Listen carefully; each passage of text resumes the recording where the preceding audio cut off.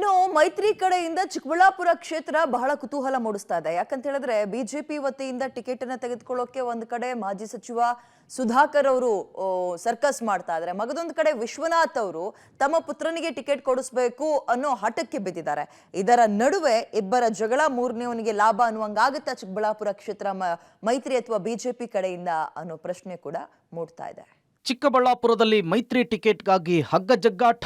Ticket ಸುಧಾಕರ್ಗೋ Alok ವಿಶ್ವನಾಥ್ಗೋ? ಹೌದು, ಚಿಕ್ಕಬಳ್ಳಾಪುರ ಲೋಕಸಭಾ ಕ್ಷೇತ್ರದ ಮೈತ್ರಿ ಟಿಕೆಟ್ ವಿಚಾರದಲ್ಲಿ ಬಹಳಷ್ಟು ಗೊಂದಲಗಳು ಮುಂದುವರೆದಿದೆ. ಮೈತ್ರಿ ಸೀಟು ಹಂಚಿಕೆಯ ವಿಚಾರದಲ್ಲಿ ಮೊದಲಿನಿಂದಲೂ ಕೂಡ ಚಿಕ್ಕಬಳ್ಳಾಪುರ ಲೋಕಸಭಾ ಕ್ಷೇತ್ರ ಬಿಜೆಪಿ ಪಾಲಿಗೆ ಸಿಗಲಿದೆ ಅಂತ ಹೇಳಲಾಗ್ತಿತ್ತು.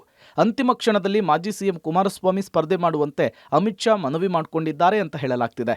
ಇದರಿಂದ ಆಕಾಂಕ್ಷಿ ಕೆ ಸುಧಾಕರ್, ಯಲಹಂಕ ಶಾಸಕ ಎಸ್ಆರ್ ವಿಶ್ವನಾಥ್ ಎದೆಯಲ್ಲಿ ತಳಮಳ ಶುರುವಾಗಿದೆ. ಚಿಕ್ಕಬಳ್ಳಾಪುರ ಲೋಕಸಭಾ ಕ್ಷೇತ್ರ ಬಿಜೆಪಿ ಟಿಕೆಟ್ಗಾಗಿ ಮಾಜಿ ಸಚಿವ ಸುಧಾಕರ್ ಹಾಗೂ ಅಲೋಕ್ ವಿಶ್ವನಾಥ್ ಪೈಪೋಟಿ ನಡೆಸುತ್ತಿದ್ದಾರೆ.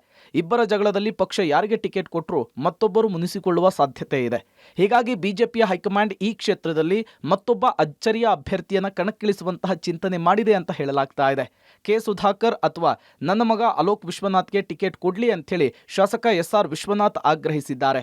ಹೊರಗಿನವರಿಗೆ ಕೊಡೋದು ಬೇಡ ಅಂತ ಹೇಳಿದ್ದಾರೆ. ಅತ್ತ ಸುಧಾಕರ್ ತಮಗೆ ಟಿಕೆಟ್ ಕೊಡುವ ವಿಶ್ವಾಸವನ್ನ ವ್ಯಕ್ತಪಡಿಸಿದ್ದಾರೆ. ಬಿಜೆಪಿಯಿಂದ ಭಾಳ ಪ್ರಮುಖವಾಗಿರ್ತಕ್ಕಂಥವ್ರು ಇಬ್ಬರು ಆಕಾಂಕ್ಷಿಗಳು ನನಗೆ ಗೊತ್ತಿರೋಂಗೆ. ಬೇರೆ ಬೇರೆಯವರು ಇದ್ದಾರೆ, ಅದು ಪ್ರಬಲವಾಗಿರ್ತಕ್ಕಂಥವ್ರು ಅಲೋಕ್ ವಿಶ್ವನಾಥ್ ಮತ್ತು ಡಾಕ್ಟರ್ ಸುಧಾಕರ್ ಅವರು.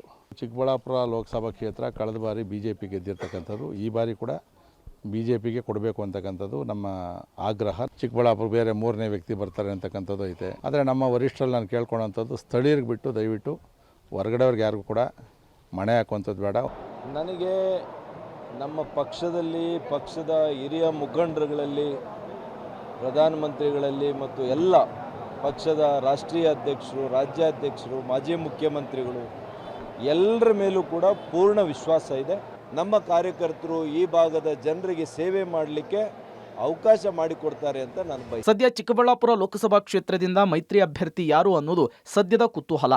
ಹೈಕಮಾಂಡ್ ಯಾರಿಗೆ ಮಣೆ ಹಾಕುತ್ತೆ ಕಾದ್ ನೋಡಬೇಕಿದೆ. ಮುದ್ದು ಕೃಷ್ಣ, ಪಬ್ಲಿಕ್ ಟಿವಿ, ಚಿಕ್ಕಬಳ್ಳಾಪುರ.